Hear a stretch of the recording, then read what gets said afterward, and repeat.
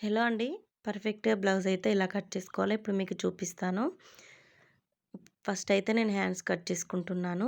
Hands పొడవైతే కొలుచుకుంటున్నానండి. నేను ఒక 1 inch అయితే హ్యాండ్స్ పొడవు అనేది పెంచుకుంటున్నాను. అందుకే 1 ఇంచ్ ఎక్స్ట్రా మార్కింగ్ చేసుకున్నాను. ఇప్పుడు వచ్చేసి హ్యాండ్స్ డౌన్ కోసం ఒక మార్కింగ్ అయితే సెట్ చేసుకోవాలి సేమ్. చేసుకున్న తర్వాత ఒక 3 ఇంచెస్‌కి మనం డౌన్ అయితే చేసుకోవాలండి. చేసుకొని ఒక లైన్ అయితే గీసుకోవాలి. మనం స్టార్టింగ్ నుండి 1 ఇంచ్ అనేది వదిలేసుకొని అక్కడ నుండి మనమైతే చంక లూజ్ అనేది కొలుసుకున్న తర్వాత అక్కడికి మనం మార్కింగ్ చేసుకొని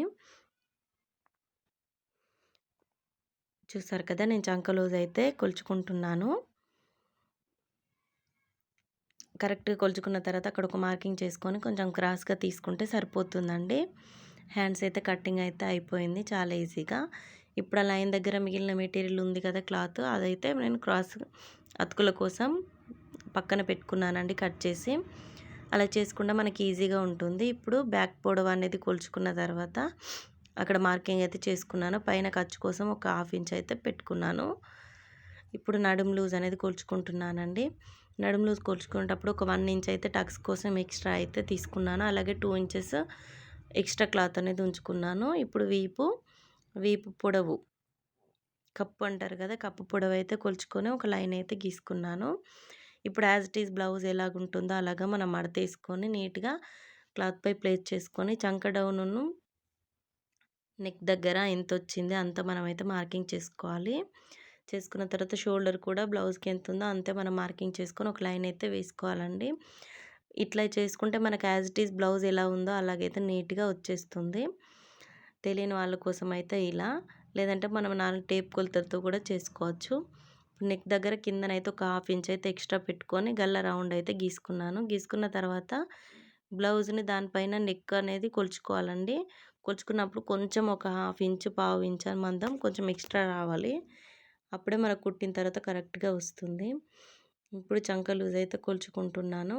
కొలుచుకొని అక్కడ ఒక మార్కింగ్ చేసుకొని ఎక్స్ట్రా 1 ఇంచ్ అయితే క్లాత్ అయితే వదిలేసుకున్నాను. లైన్ గీసుకున్నాను.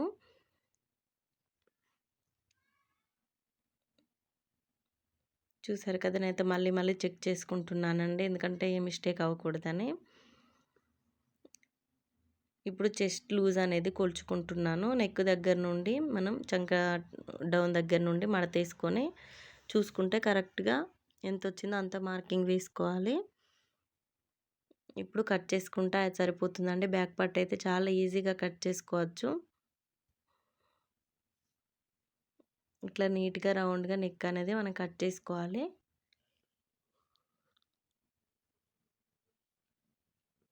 ఇప్పుడు ఫ్రంట్ పార్ట్ కటింగ్ అనేది చూద్దాం. యాజ్ ఇట్ ఈజ్ బ్యాక్ పార్ట్‌ని క్రాస్‌గా వేసుకోవాలి. లైనింగ్ క్లాత్ పైన వేసుకొని యాజ్ ఇట్ ఈజ్ దానిలాగానే లైన్ అదే వేసుకోవాలండి. వేసుకున్న తర్వాత మనం చంక దగ్గరనైతే ఒక 1/2 ఇంచ్ డౌన్ అయితే తీసుకోవాలి ఫ్రంట్ పార్ట్‌కి. తీసుకున్న తర్వాత ఇప్పుడు బ్లౌజ్ పొడవు ఫ్రంట్ పార్ట్ పొడవు అనేది కొలుచుకొని ఒక మార్కింగ్ అయితే చేసుకున్నాను నేను. బ్లౌజ్ ఎలా ఉందో దాంతోనే నేను కొలతలు అనేది తీసుకుంటున్నానండి చూడండి. ఇప్పుడు బ్లౌజ్ పొడవు అయితే కొలుచుకున్నాను ఫ్రంట్ పార్ట్ పొడవు. కొలుచుకున్న తర్వాత ఇప్పుడు నెక్ ఇలా ఇలా కొలుచుకున్న తర్వాత ఒక లైన్ అయితే మనం గీసుకోవాలండి. ఇట్లా చేసుకుంటే బ్లౌజు ఎలా ఉందో అలా పర్ఫెక్ట్‌గా వస్తుందండి. ఒకసారి అయితే ట్రై చేసి చూడండి.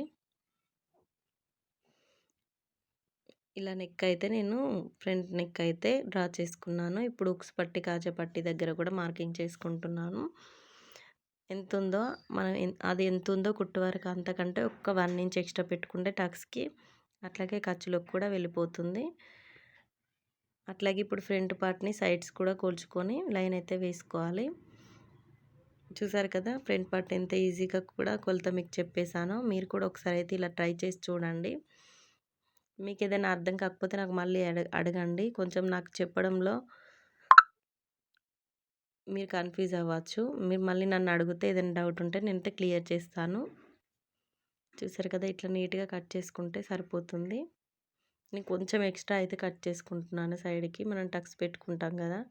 తర్వాత ఎక్స్ట్రా ఉంటే కట్ చేసుకోవచ్చులే అని. ఇప్పుడు ఉక్స్ పట్టి దగ్గర నుండి మనం ఎంత వెడల్పు అయితే ఉందో దూరం అంత కొలుచుకున్న తర్వాత ఒక 2 ఇంచెస్‌కి మనం టక్స్‌కి అయితే మార్కింగ్ చేసుకోవాలండి. పాత బ్లౌజ్‌కి ఎంతుందో అంత పొడవు వెడల్పు అయితే మనం తీసుకోవాలి. అప్పుడే పర్ఫెక్ట్‌గా వస్తుంది. ఫ్రంట్ పార్ట్ కూడా అయిపోయింది ఇప్పుడు. ఇప్పుడొచ్చి సేప్ పట్టీలండి.